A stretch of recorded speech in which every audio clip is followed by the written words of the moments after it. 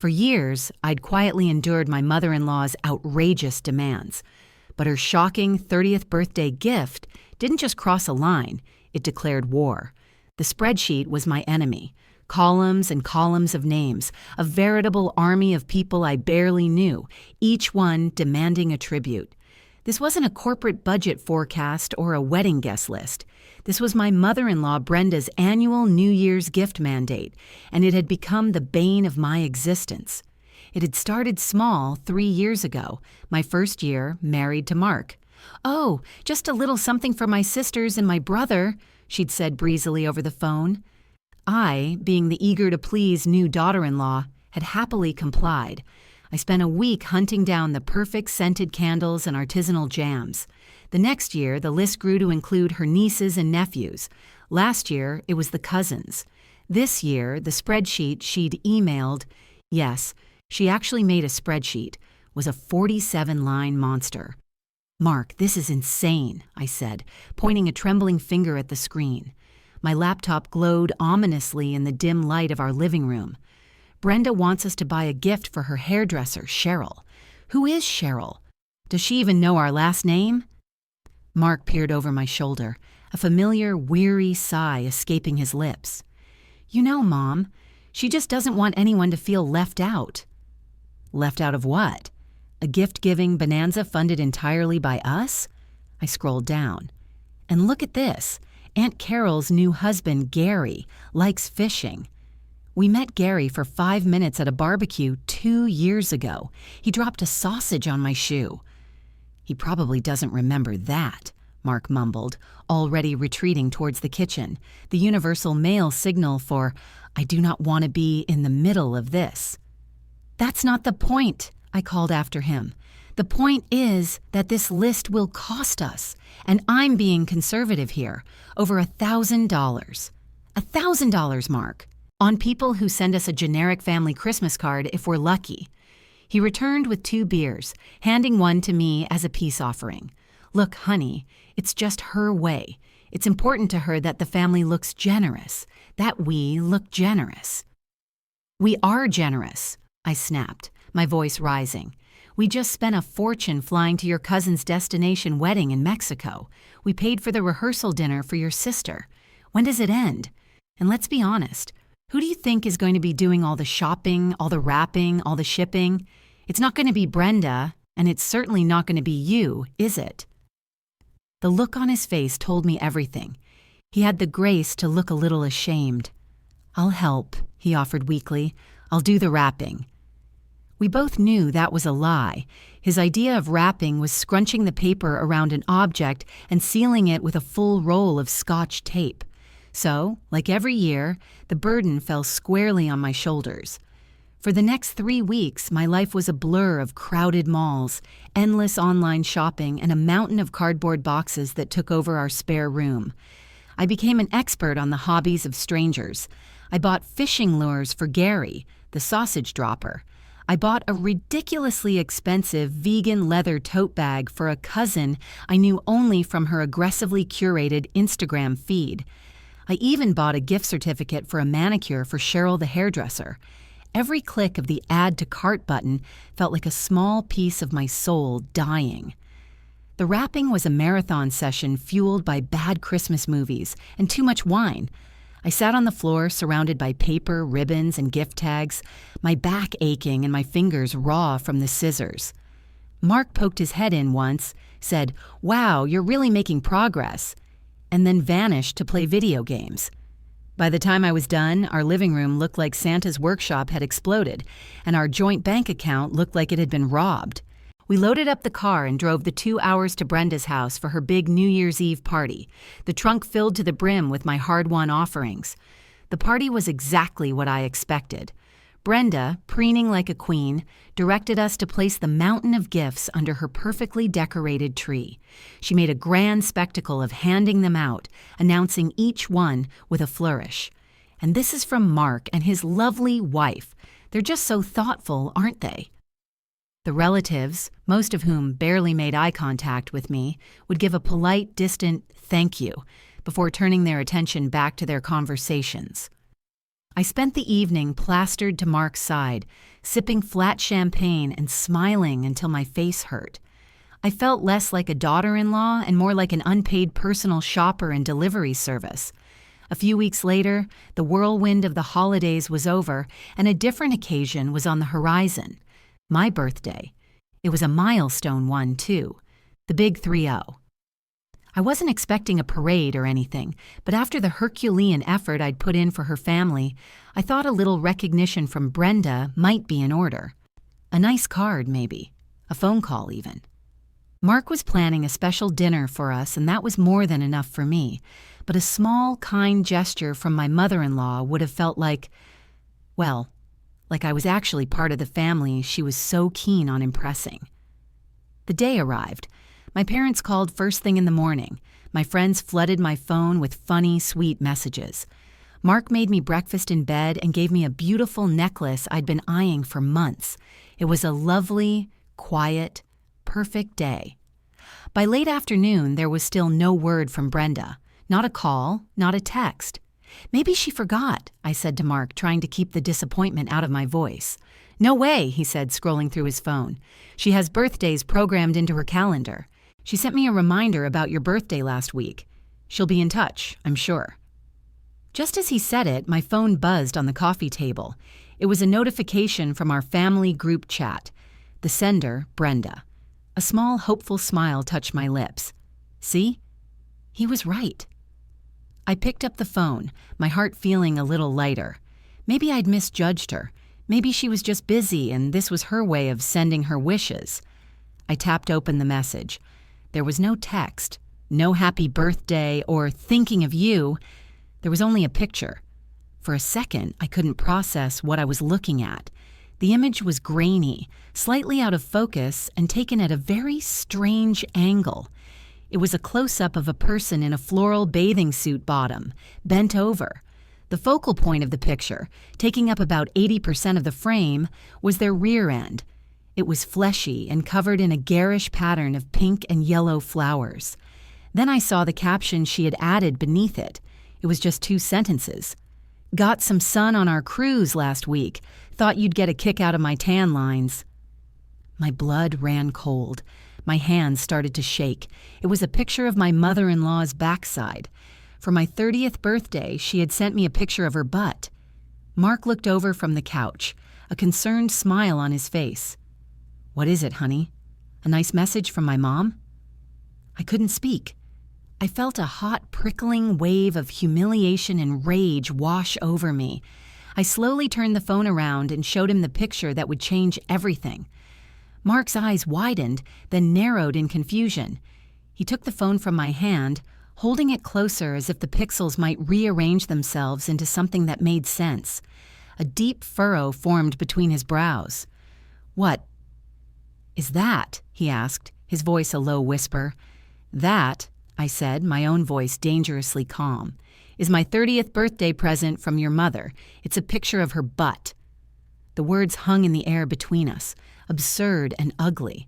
Mark blinked, shaking his head. No, that can't be right. It must be a mistake. She probably meant to send it to her sister or one of her friends from the cruise. You know how she is with technology. He was already making excuses, the familiar pattern starting, the reflexive defense of Brenda kicking in before he'd even processed my hurt. A mistake, I echoed, a humorless laugh bubbling in my throat. A mistake she sent to the family group chat, Mark? The one with my name in it? On my birthday? He looked back at the screen, his face paling as the full implication hit him. He saw the name of the group chat, Family Fun, and Brenda's name next to the picture. Oh, God, he breathed. Oh, God is right, I said, snatching the phone back. My hands were shaking so hard the screen was blurry. I spent over $1,000 on 47 gifts for people I barely know. I spent 3 weeks of my life running around like a lunatic, stressing over fishing lures for Gary and vegan leather for your influencer cousin. I wrapped every single one of those presents while you played video games.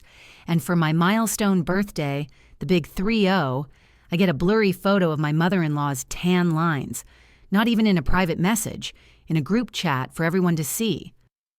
"Honey, calm down," he said, reaching for me. I flinched away from his touch. "Don't you dare tell me to calm down." The dam of my composure finally broke, and a torrent of angry, humiliated tears streamed down my face. "Do you have any idea how this feels? To be treated like an ATM in a free gift-wrapping service, and then to be so utterly and completely ignored that this is the only acknowledgement I get. It's not a mistake, Mark. It's worse than a mistake. It's proof that I didn't even cross her mind. I am a complete and total afterthought." "You're overreacting," he said, and the words were like a slap. "She's just goofy. It's a stupid, thoughtless thing to do, I know, but she doesn't mean anything by it. She never means anything by it." I was practically shouting now, pacing the length of our living room. "She didn't mean anything by forgetting to invite my parents to your graduation dinner. She didn't mean anything by telling all her friends that I was lucky to have landed you. It's always just Brenda being Brenda, and everyone else is just supposed to suck it up. Well, I'm done sucking it up." As if on cue, my phone buzzed again, and again, and again. I looked down. New messages were appearing in the Family Fun group chat. Mark's cousin Tiffany had replied with 3 crying, laughing emojis. His Aunt Carol wrote, "Brenda, you are a riot, too funny." Then, a new message from Brenda herself appeared. "Oops. So sorry, meant to send that to my gal pals. My finger must have slipped. LOL. Anyway, happy birthday, dear. Hope it's a good one. XOXO." The fury inside me solidified into something cold and hard and heavy. It wasn't a mistake she was truly sorry for. It was a joke. My humiliation was a joke. Her happy birthday was a lazy, dismissive add-on to her hilarious blunder. She hadn't even bothered to send a separate message. I was literally the postscript to a picture of her ass. I looked at Mark. His face was a mask of helpless misery. He was caught, as always, between me and her. But in that moment, I didn't feel an ounce of pity for him. He had made his choice, time and time again, by letting her behavior slide, by telling me I was overreacting. "I'm done," I said, my voice dropping to a low, dangerous tone I didn't even recognize. "What do you mean, you're done?" he asked, his eyes wide with alarm. "Done with what? With dinner?" "No," I said, walking past him and heading towards the spare room, the room that had been ground zero for the great New Year's gift-wrapping marathon of 3 weeks ago. "I'm done being a doormat." The room was still a mess. Cardboard boxes were collapsed in a corner. A few stray ribbons lay on the floor like colorful, defeated snakes. And on the desk, in a neat little folder, was the pile of receipts I had saved, just in case anything needed to be returned. I had a sudden, terrifyingly clear vision. I sat down at the desk, turned on the computer, and opened a new Excel spreadsheet. The blank grid gleamed on the screen, full of potential. Mark appeared in the doorway, watching me. "What are you doing?" he asked tentatively. "Honey, please, just let it go. We'll talk to her tomorrow. I'll make her apologize." "No, you won't," I said without looking at him, my fingers flying across the keyboard. "You'll say something mild. She'll say she didn't mean it, and you'll tell me to accept her non-apology for the sake of family peace. But the thing is, Mark, I don't feel like I have a family. I feel like I have a list of financial and emotional obligations." I started typing, entering line after line into the spreadsheet. Fishing lure set, Gary, $49.99. Vegan leather tote, cousin Jessica, $125. Manicure gift certificate, Cheryl the hairdresser, $75. I entered every single item from Brenda's list, meticulously documenting the cost of the item, the gift wrap, and an estimated shipping fee if it had been mailed.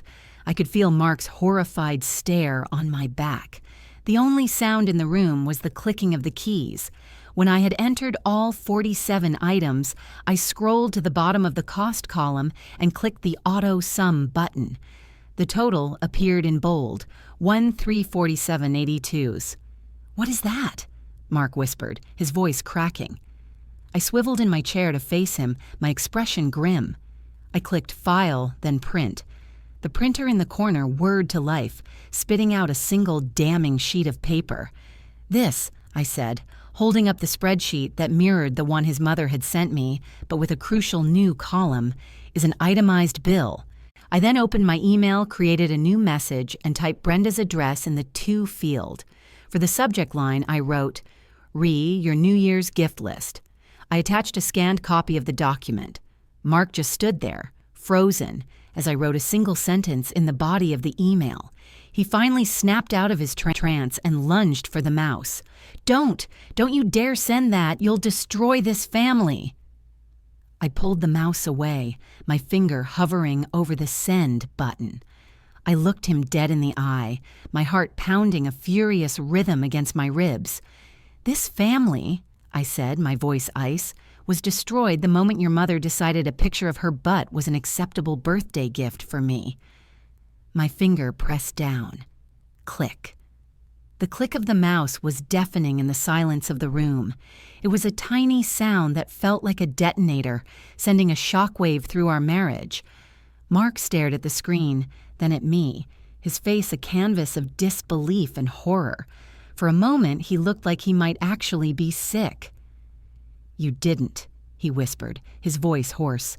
"You actually sent it." "I did," I confirmed, my voice steady, though my insides were churning like a cement mixer. I closed the laptop with a decisive snap. The finality of the action seemed to jolt him into motion. "Undo it. You can unsend it, right? There's a button for that." He grabbed the laptop, fumbling to open it again, his hands shaking. "It's gone, Mark." I stood up, crossing my arms over my chest, creating a physical barrier between us. "And even if I could, I wouldn't." "You've lost your mind," he said, running a hand through his hair, his eyes wild. "This is my mother we're talking about. Do you have any idea what she's going to do? What she's going to say?" "I have a pretty good idea," I retorted, a bitter edge to my voice. "She's going to call you. She's going to scream and cry and play the victim.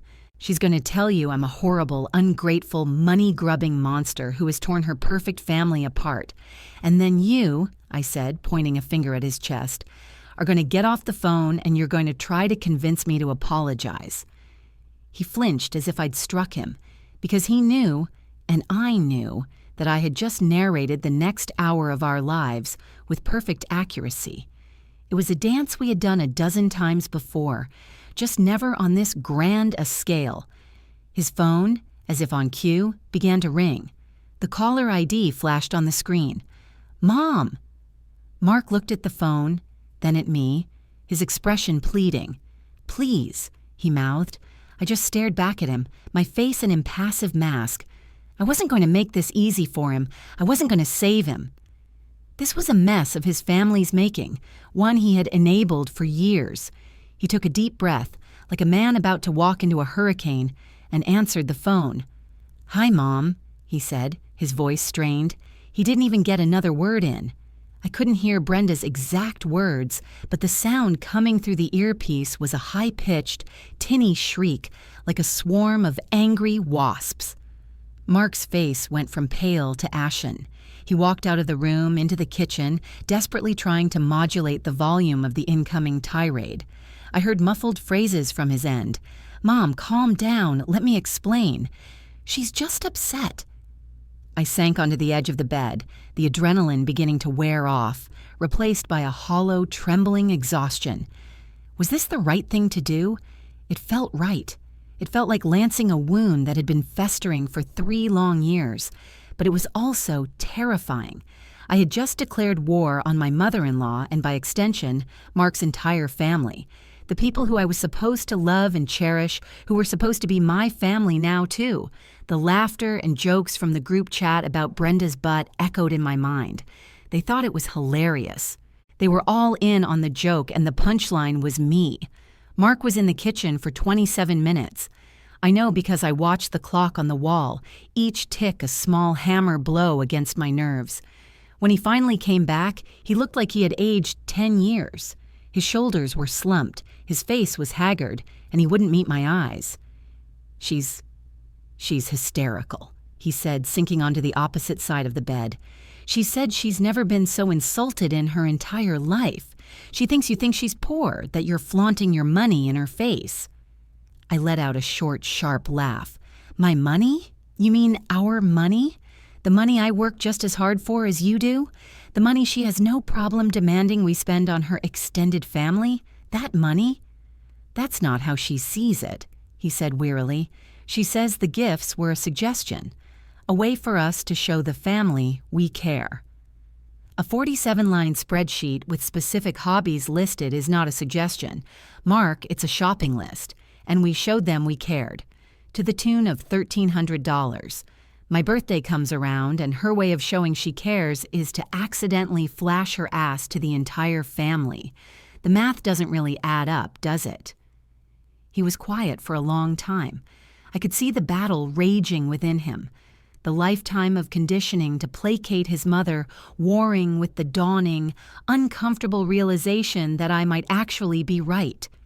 "She wants an apology," he finally said, his voice quiet, "and she wants us to send an email to the whole family explaining that the invoice was a misguided joke and that we are deeply sorry for any offense caused." I stared at him.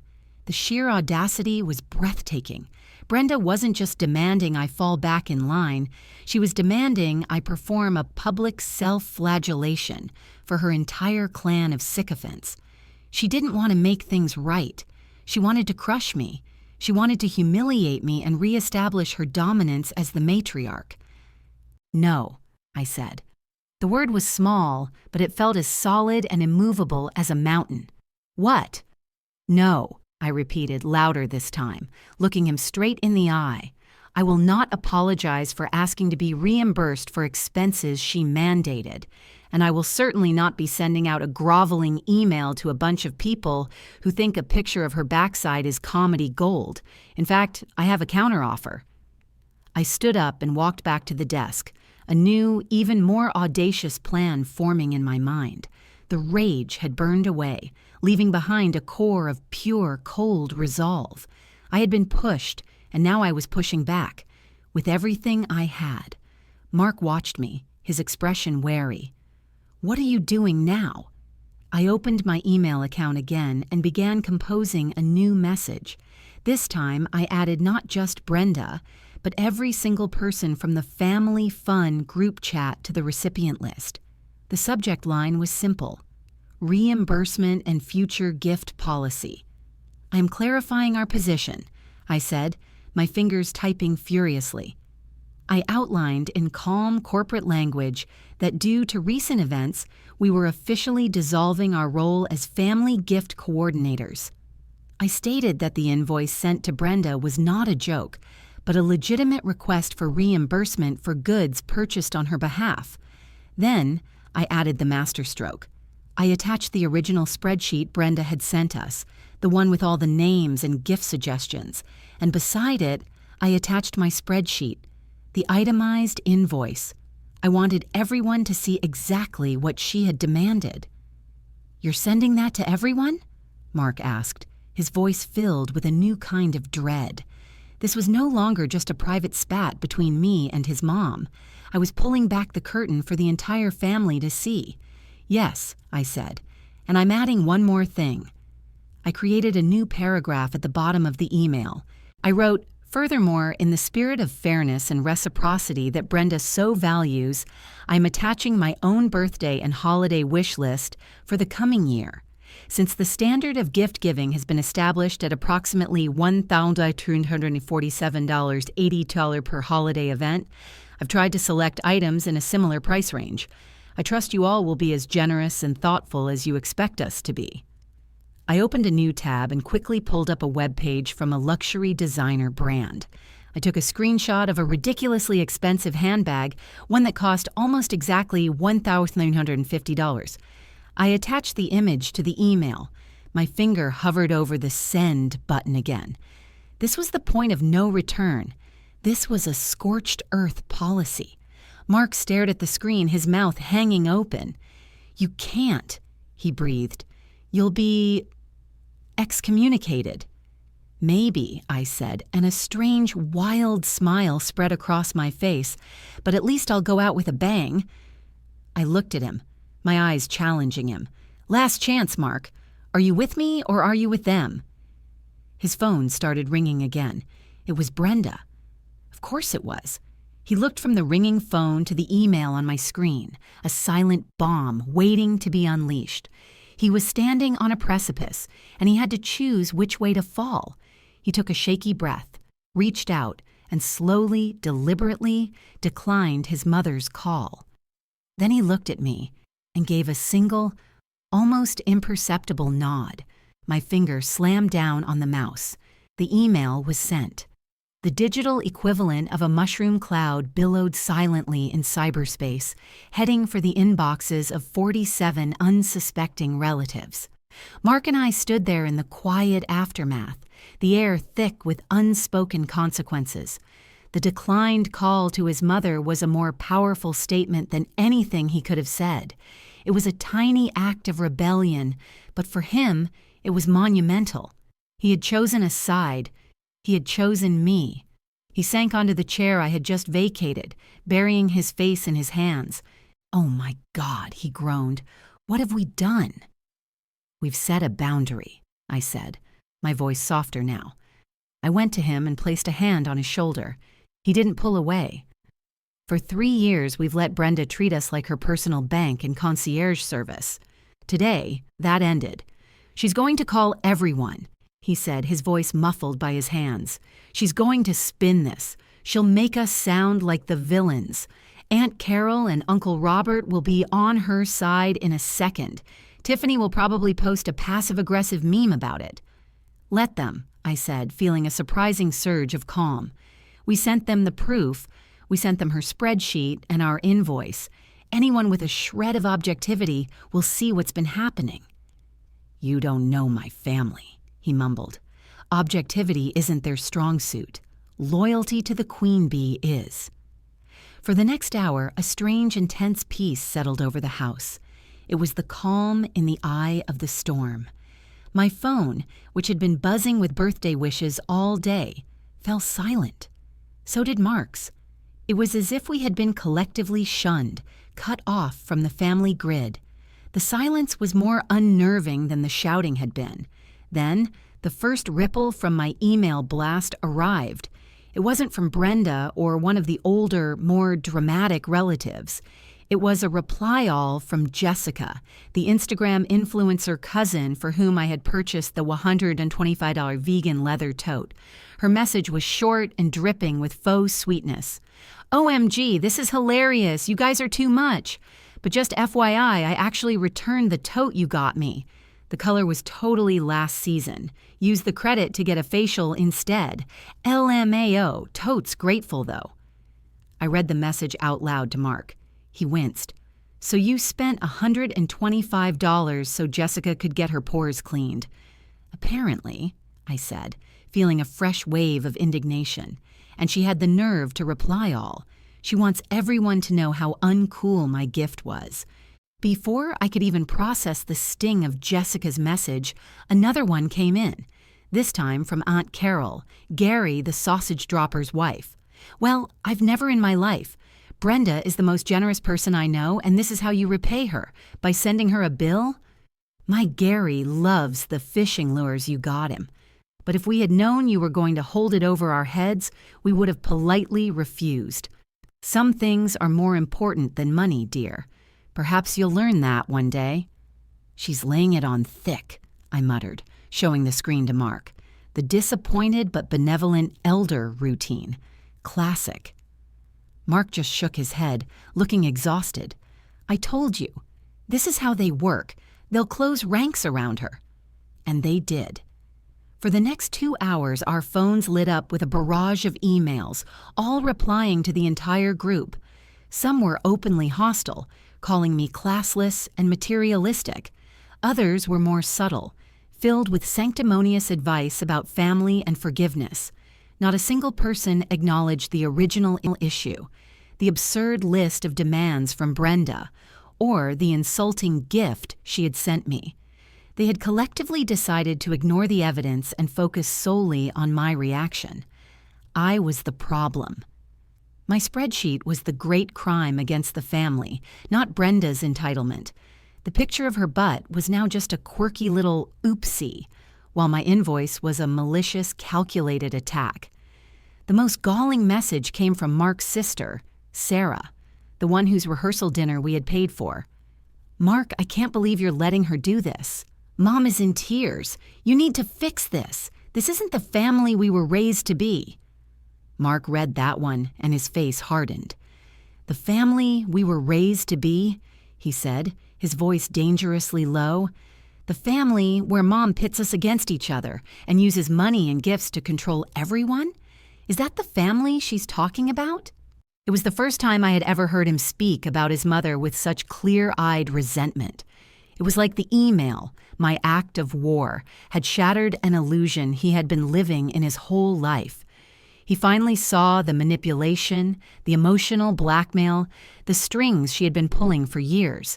Then, the final blow. An email from Brenda. It was also, of course, a reply-all. The tone was dramatically different from her screeching phone call. This was Brenda the martyr, Brenda the saint. It was a masterpiece of passive-aggressive performance art. "My dearest family," it began, and I could already hear the fake tremble in her voice. "My heart is simply broken. It was never my intention to offend my dear daughter-in-law. The list I sent was merely a way to include them in our family traditions, to make them feel a part of our loving circle. I see now that this was a mistake. The picture, which has been so cruelly misconstrued, was a silly, thoughtless error made by an old woman who isn't very good with these newfangled phones. I am deeply, deeply sorry for the pain I have apparently caused." "Oh, give me a break," I said, rolling my eyes. "Wait, there's more," Mark said, reading over my shoulder. "As for the invoice," Brenda's email continued, "it has opened my eyes. I see now that our traditions have become a burden. I would never want my children to feel that my love is transactional. Therefore, I will of course be mailing them a check for the full amount of $1,247.80 immediately. I will take on extra shifts at the community center to pay for it if I must. It is a small price to pay to restore peace to my family. And of course, from this day forward, there will be no more gifts. Not for New Year's, not for birthdays, not for Christmas. I will not impose our ways on them any longer. I will simply retreat and pray that one day their hearts will soften and they will forgive me for being such a terrible, demanding mother."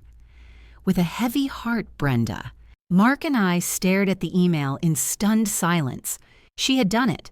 With one email, she had painted herself as a heartbroken, impoverished saint being shaken down by her greedy, cruel daughter-in-law.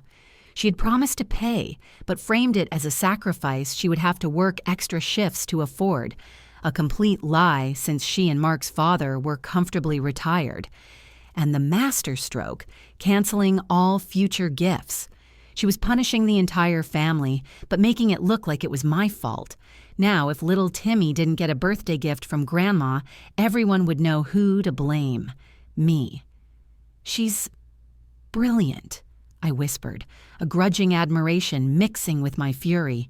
"She's an evil genius." "She's not going to just mail a check," Mark said, a sudden realization dawning on his face.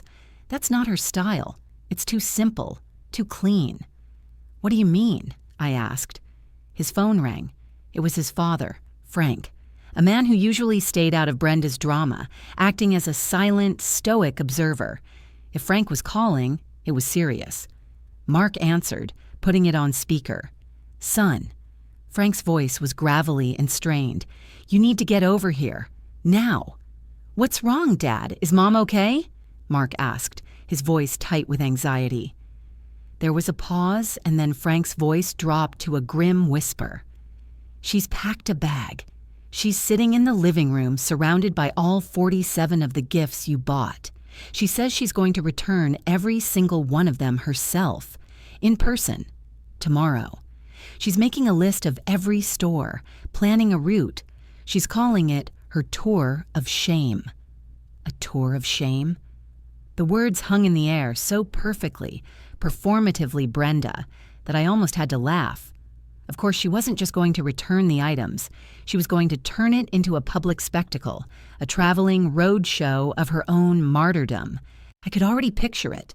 Brenda, dabbing at her dry eyes with a tissue at the customer service counter of Macy's, telling the bewildered clerk a sob story about her cruel, materialistic daughter-in-law who had billed her for a Christmas present. She would extract the maximum amount of sympathy and drama from every single transaction. She wasn't just returning gifts. She was gathering ammunition and recruiting an army of strangers to her cause. "Mark, don't," I said, my voice sharp. "Don't you dare fall for this. This is a trap. It's the nuclear option of guilt trips." Mark's face was pale. He was staring at the phone, his expression torn. "Dad, she can't do that," he said, his voice pleading. "Tell her not to do that. Just mail the check like she said in the email. You think a check is what this is about for your mother?" Frank's voice was heavy with the weariness of a man who had been navigating these emotional minefields for decades. "She's got her coat on, Mark. She's got a thermos of tea and a map. She's talking about how humiliating it will be to ask for cash back instead of store credit because she needs the money to make things right. Your Aunt Carol is on her way over to be her support driver. This is happening. You have about an hour before they leave." The line went dead. Mark slowly lowered the phone, his hand trembling slightly. "Aunt Carol is the support driver," he repeated, dazed. "Of course she is. She'll probably live stream the whole thing." "Let them," I said, my voice hard. I was doubling down. I couldn't backpedal now. Let her go on her ridiculous tour. Let her stand in line at Target and cry over a set of fishing lures. Who cares? It's absurd. "I care," he shot back, his composure finally cracking. "I care, okay? It's my mother. As manipulative and crazy as she can be, she's still my mother. And I don't want a video of her having a meltdown at a mall kiosk going viral with my name attached to it." "Easy," he started pacing, raking his hands through his hair again. "We have to go over there. We have to stop her." "And do what, Mark? Grovel? Apologize? Rip up the invoice and tell her she was right all along? If we go over there now, we lose. Everything I did, everything we did will be for nothing. We'll be right back where we started, only worse because she'll know she can pull a stunt like this and we'll come running." "So what's your plan, huh?" he demanded, his voice rising. "We just sit here and let my family implode? Let my mother turn herself into a walking soap opera all over the state?" The question hung in the air. He was right. My scorched earth strategy had led us here, to this ridiculous theatrical standoff, but surrender wasn't an option. I felt a cold knot of anger in my stomach. Brenda wanted a show? Fine. I'd give her a show she wasn't expecting. An idea, wild and audacious, began to form in my mind. It was risky. It was petty. It was perfect. "Okay," I said, my voice suddenly calm and decisive. "You're right. We can't just sit here. We are going to go over there." Relief washed over Mark's face. "Thank you," he breathed. "We'll talk to her. We'll calm her down." "No," I interrupted. "We're not going to talk to her. We're not going to calm her down. We're going to call her bluff." I turned and walked purposefully towards our bedroom. "What are you talking about?" he called after me, trailing me down the hall. I threw open our closet and started pulling out suitcases, a large one for me, a large one for him. "She wants to go on a trip?" I said, throwing a suitcase onto the bed with a thud. "Great. So do we. Pack your bags, Mark. We're going on vacation." He stared at me as if I'd just announced my intention to build a rocket ship in the backyard. "A vacation? Now? Are you insane? My mother is about to launch a multi-state tour of humiliation, and you want to go to the beach?" "I'm not talking about a vacation for us," I said, opening my drawers and pulling out piles of clothes, throwing them into the open suitcase. "I'm talking about a vacation for them." I stopped packing and turned to face him, my eyes gleaming with the sheer, unadulterated madness of my plan. Brenda said she needs to work extra shifts to afford the reimbursement, right? A poor old woman forced back to work by her cruel daughter-in-law, and she canceled all future gifts, punishing the entire family because of our materialism, making herself the gatekeeper of all future family joy. Right, he said slowly, not following my logic. So, I continued, a slow, wicked smile spreading across my face. We're going to solve all of her problems. We're going to show everyone just how forgiving and generous we are. We're going to prove that this was never about the money for us. It was about the principle. I walked back to the living room and grabbed my laptop. Mark followed, a look of complete bewilderment on his face. I sat on the couch, opened the laptop, and navigated to a high-end travel website. I clicked on cruises. Your parents went on a cruise last year, right? They loved it? I asked, already typing in the search bar. Yeah, he said, the Caribbean. They talked about it for months. Perfect. A page loaded showing a glorious sun-drenched ship in turquoise waters. 7-day Eastern Caribbean cruise, the headline read. I clicked on it. I selected a date 2 months in the future. I navigated to the page for booking a cabin. I selected one of the best ones, a suite with a balcony. The price tag was astronomical. It was nearly 4 times the amount of the invoice I had sent Brenda. What are you doing? Mark whispered, his voice filled with awe and terror as he watched the numbers on the screen.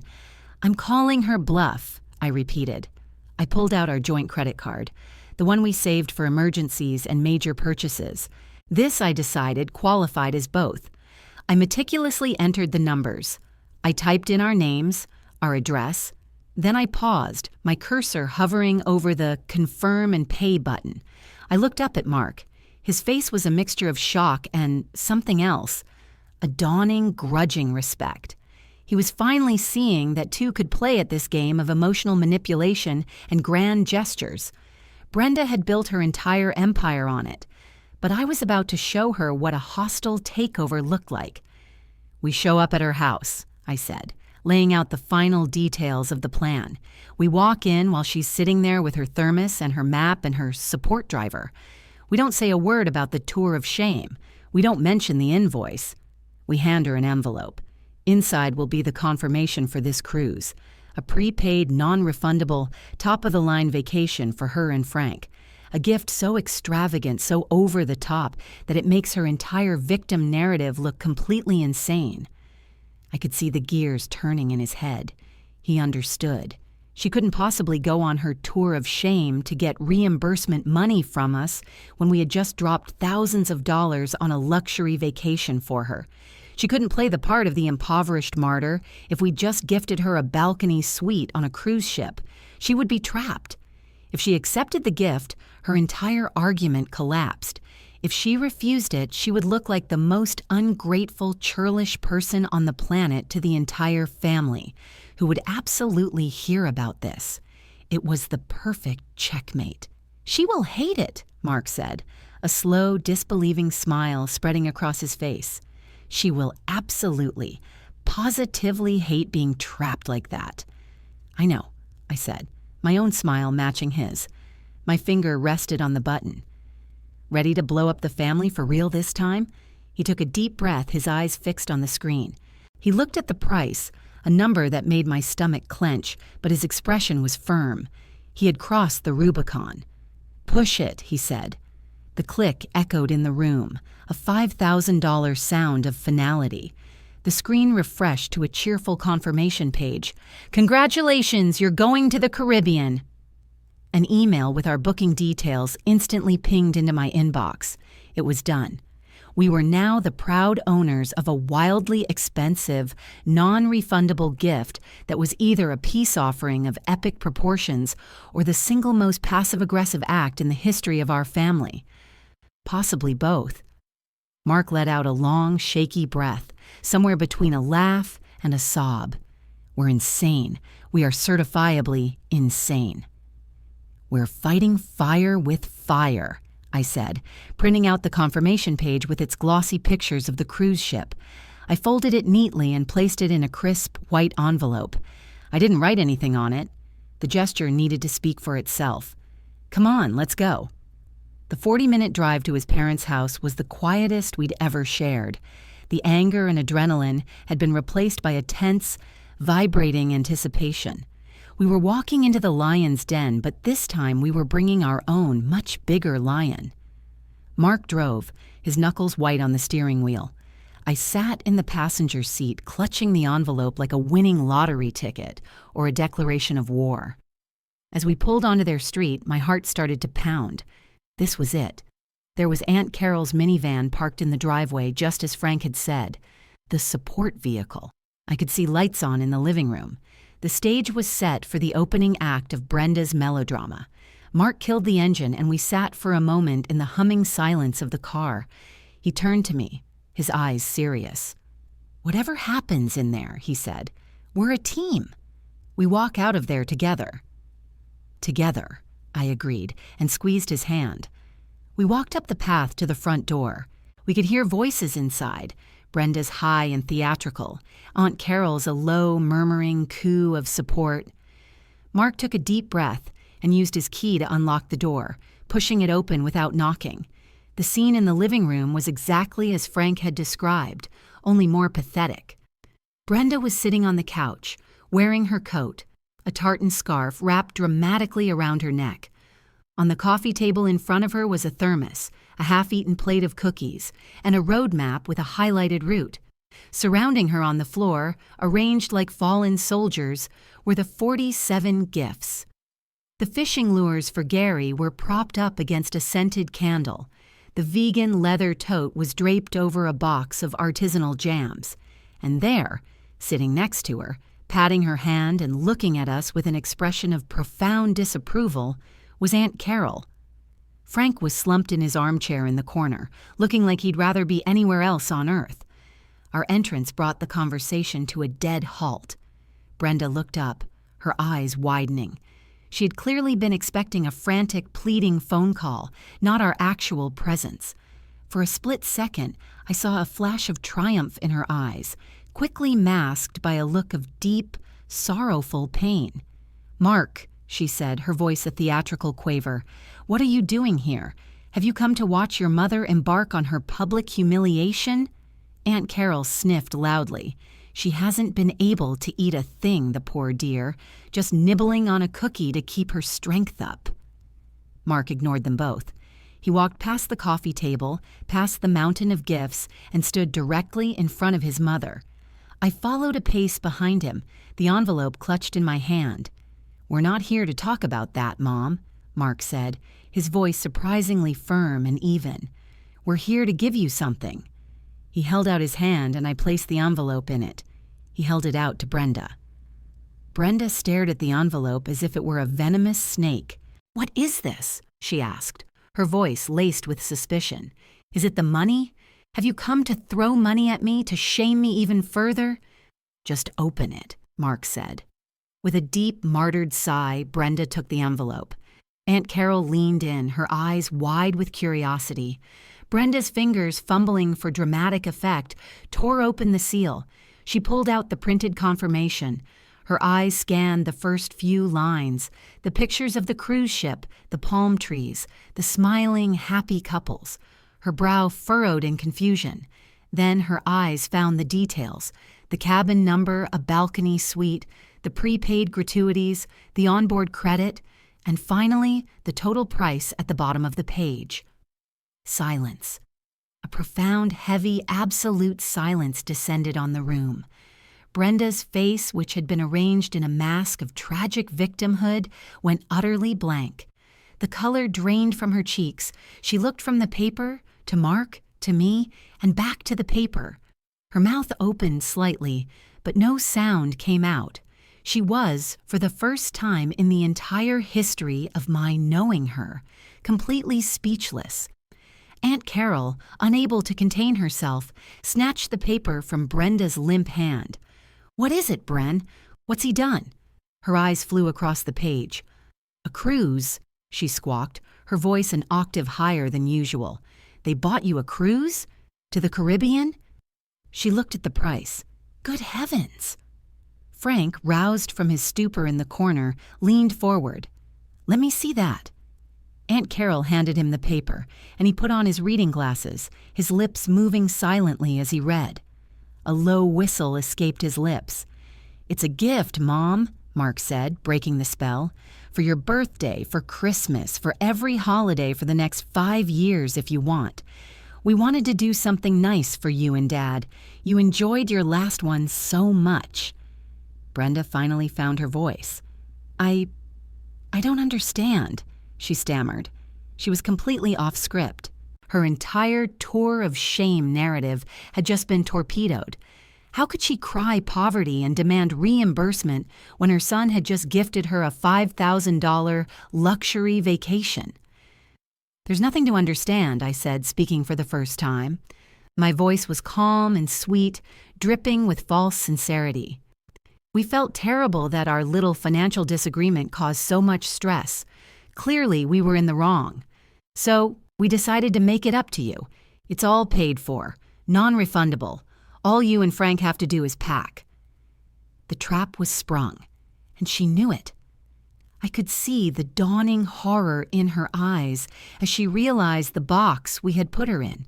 She was staring at the printout, but what she was really seeing was her own reflection, her manipulative plot collapsing around her. Her eyes darted around the room, from the gifts on the floor to the map on the table to Aunt Carol's stunned face. She was looking for an escape route, a way to spin this, but there wasn't one. Aunt Carol, never the sharpest tool in the shed, was completely won over. "Oh, Brenda," she gushed, "isn't that the most wonderful gesture? After all that ugliness, see? They really do love you." Brenda shot her a look of pure venom. This was not how the script was supposed to go. She was supposed to be the hero, the victim. We had just stolen her starring role. She looked at me then, and the mask was gone. For a single fleeting second, I saw pure, unadulterated hatred in her eyes. It was the look of a queen who had just been checkmated by a pawn. She opened her mouth to say something, but before she could, Frank stood up from his chair. He folded the cruise confirmation carefully and tucked it into his shirt pocket. He looked at Brenda, then at the pile of gifts on the floor. "Well, Brenda," he said, his voice a low rumble that cut through all the drama. "It looks like your little road trip is canceled." He then turned his gaze on Aunt Carol, his expression unreadable. "Carol, thank you for coming, but I think it's time for you to go home now." He then looked at Mark and me. "Your mother and I need to have a talk." His eyes lingered on Brenda for a moment, and what I saw in them sent a chill down my spine. It wasn't anger, it wasn't frustration. It was a deep, profound, and final sense of disappointment. He had been a silent enabler for years, but something in him had finally snapped. He had seen the sheer ugliness of her scheme, and in our insane, over-the-top response, he had found his voice. Brenda just sat there, her coat still on, surrounded by her useless props. She looked smaller, suddenly, defeated. As we turned to leave, she finally spoke, her voice barely a whisper, but filled with a chilling promise. "You will regret this." I didn't turn back. We walked out the door and into the cool night air, the sound of the door clicking shut behind us. We got in the car and Mark started the engine, pulling away from the curb. We had won. We had faced the dragon and emerged, if not unscathed, then at least victorious. But as we drove away, my phone buzzed. It was a text from a number I didn't recognize. I opened it. The message contained only a single, blurry photograph and one line of text. The photo was of a page from a high school yearbook. It was a picture of me, 16 years old with braces and a bad haircut. I instantly knew who had sent it. It had to be one of Mark's cousins, someone Brenda had deputized. The text underneath the photo was chilling. "We know things about you too." The picture on my phone screen was a ghost from a past I had worked hard to bury. Me at 16, a symphony of adolescent awkwardness. Frizzy, untamable hair from a perm gone wrong, a mouth full of metal braces gleaming under the harsh flash of the school photographer's camera, and a cheap, ill-fitting blouse my mom had insisted was sophisticated. It was the physical embodiment of all my teenage insecurity. The accompanying text, "We know things about you too," wasn't just a threat. It was a declaration that the war had just entered a new, deeply personal, and much dirtier phase. My blood ran cold. This wasn't about gifts or money anymore. Brenda had been publicly humiliated and cornered, and her response was to go for the jugular. She couldn't attack me on the facts of the current situation. Our cruise ship gambit had made that impossible, so she was digging into my past, looking for anything she could use as a weapon. "What is it?" Mark asked, glancing over from the driver's seat, his brief moment of triumph evaporating as he saw the look on my face. I handed him the phone without a word. He squinted at the screen. "Is that you? In high school?" He chuckled for a second before he read the text underneath. His smile vanished. "Who sent this?" "I don't know the number," I said, my voice tight, "but I know who's behind it. It's your mother. She sicked one of her flying monkeys on me. Probably Jessica the influencer. She's the right age to know how to dig this stuff up." "She's trying to scare you," Mark said, his jaw tightening. "It's a stupid, childish threat. What are they going to do? Post an embarrassing high school photo of you? Who cares?" "You don't get it, Mark," I said, taking the phone back and staring at the ghost of my younger self. "This is a message. It's Brenda telling me that the rules are gone. My past, my family, my life before I met you. It's all fair game to her now. This is just the first shot. What's next? Are they going to call my old boss? Dig through my college friends' social media? This is what she does. When she can't win with drama and guilt, she resorts to character assassination." A sick feeling churned in my stomach. I thought of all the little things I'd shared over the years in moments of misplaced intimacy. The story about the awful temp job I'd had in college, the stupid, embarrassing fight I'd had with my sister, the anxieties and insecurities I'd confessed to Brenda in the early days when I was still trying desperately to win her approval. I had handed her a full dossier of my own vulnerabilities, and now she was going to weaponize it. When we got home, the house felt different. The victory we'd felt an hour ago had curdled into a sense of dread. Mark tried to reassure me.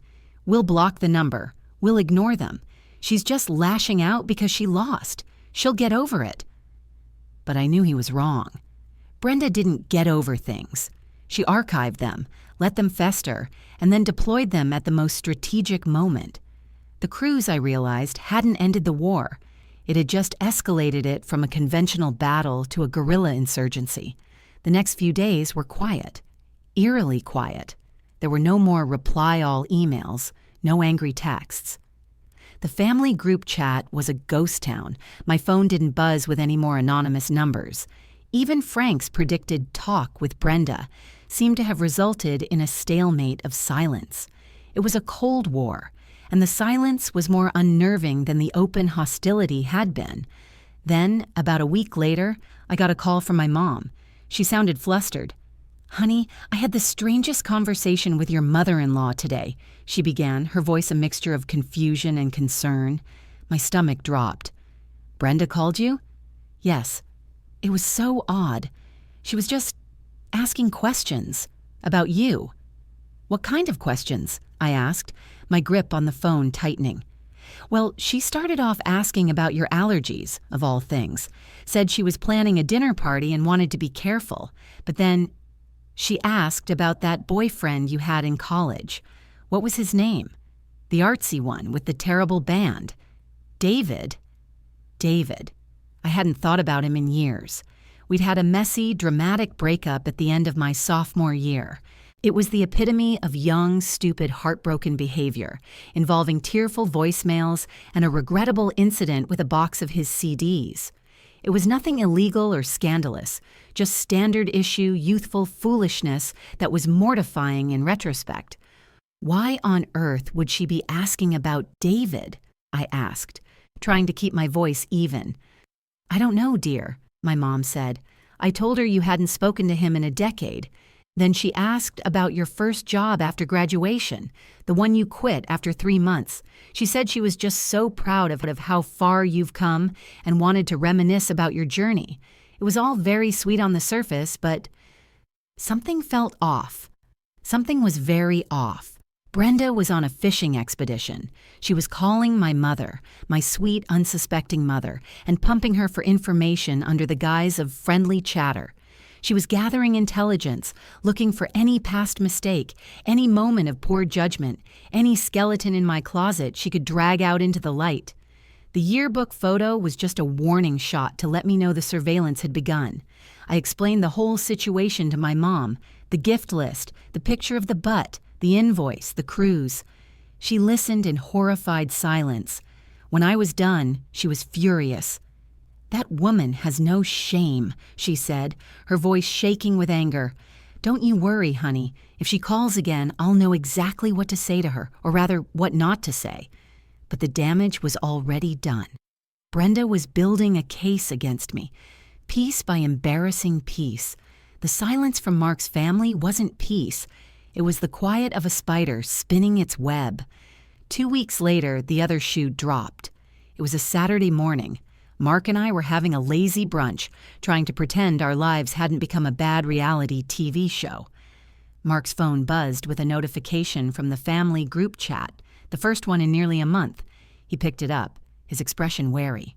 As he read, his face went slack with shock. "Oh my God," he whispered. "You are not going to believe this." He turned the phone towards me. It was a message from Brenda, addressed to the whole family, and it was a behemoth. A long, rambling screed disguised as a heartfelt announcement. "Dearest family," it began, in her signature saccharine style, "I have some wonderful news to share and a small request. As you know, my dear daughter-in-law has been through so much in her life. She is a true survivor, a testament to the resilience of the human spirit. In my efforts to get to know her better, a mission I have dedicated myself to, I have been learning so much about her incredible journey." My blood turned to ice. I knew where this was going. From overcoming youthful heartbreaks and navigating difficult career choices in her early 20s, she has blossomed into the strong woman she is today. I feel, as her new mother, that her story of perseverance needs to be told. That is why I have decided, with the prize money I recently won from a local baking competition, to do something truly special for her. She had won a $200 prize from a church bake-off. I knew this because she had bragged about it for a week.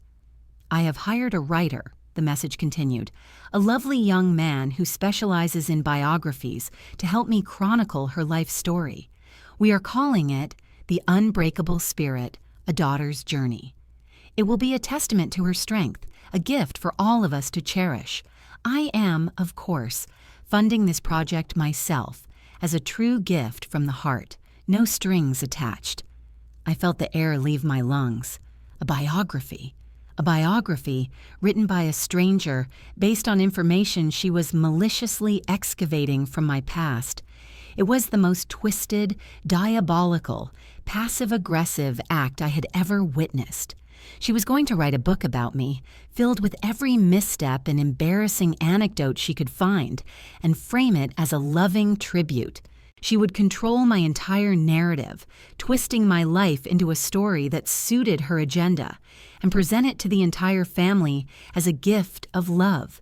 But it was the last paragraph that made me feel truly sick.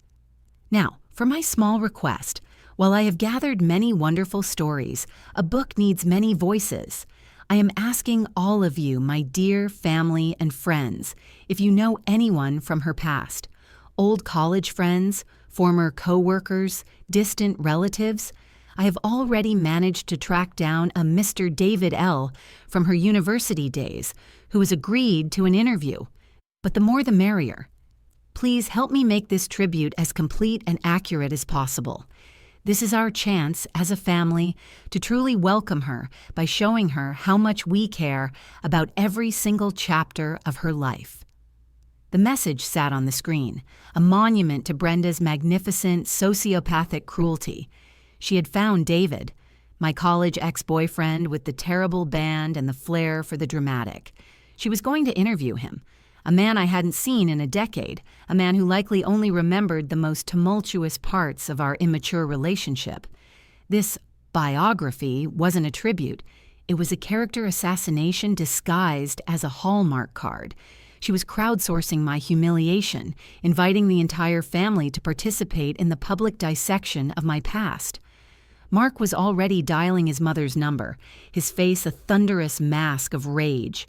"She's not doing this," he growled. "I'm shutting this down right now." "No, wait," I said, putting my hand on his arm. He stopped, looking at me in confusion. The initial shock was wearing off, and in its place, a cold, diamond-hard resolve was forming. The kind of clarity you only get when you've been pushed past your breaking point. Brenda thought she was writing a book about me, but she had just handed me the pen. "She wants a story, Mark?" I said, a slow, dangerous smile spreading across my face. "Let's give her a story, the one she'll never see coming." For the next hour, I was a woman possessed. Mark, seeing the look in my eyes, simply did as I asked. First, I had him call his father, not to complain, but to ask a simple, strategic question.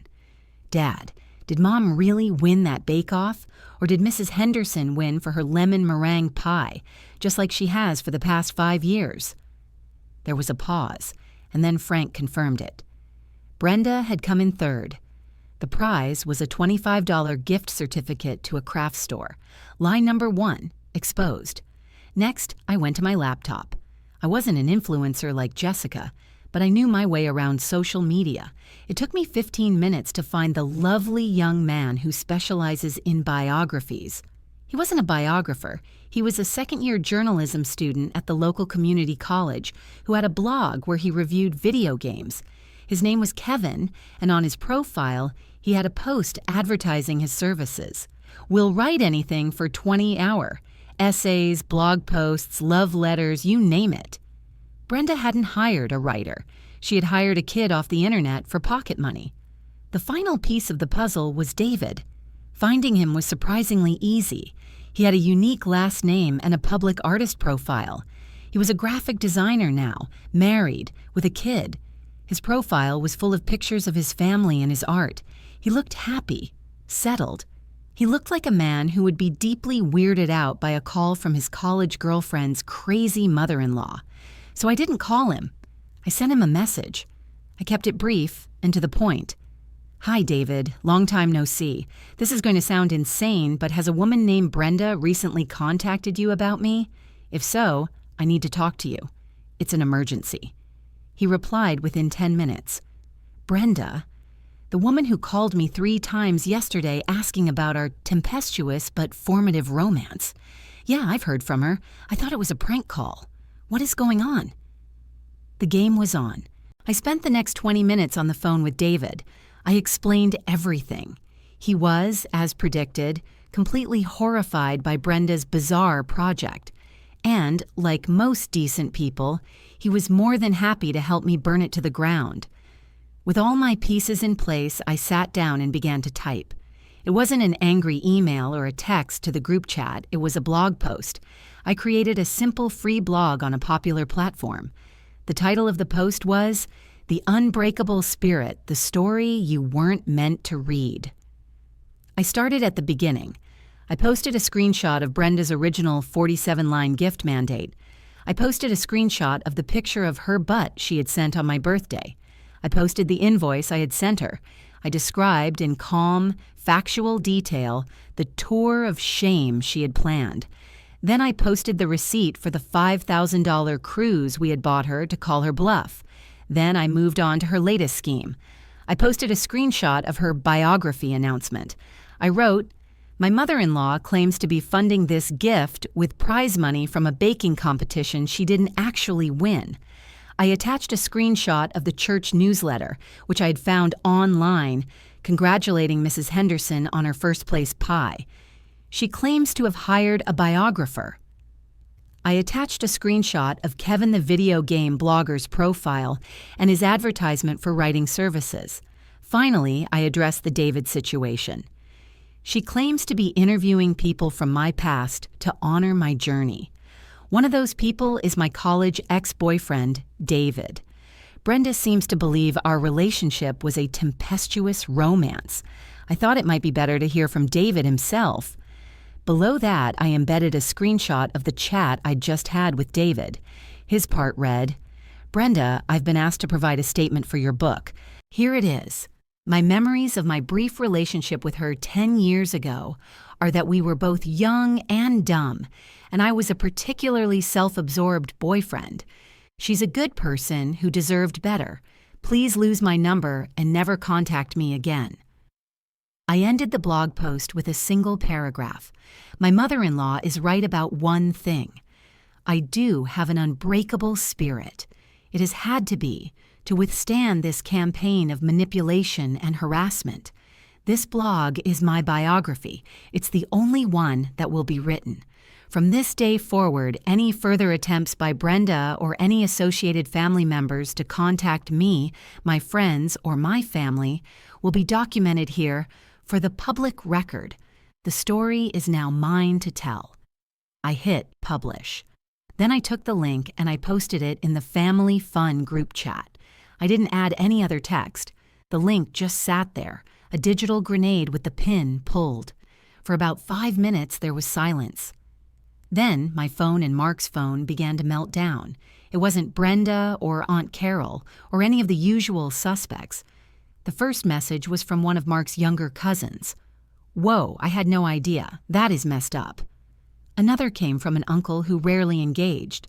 "Mark, I just read that. Call me." Then came a trickle, then a flood.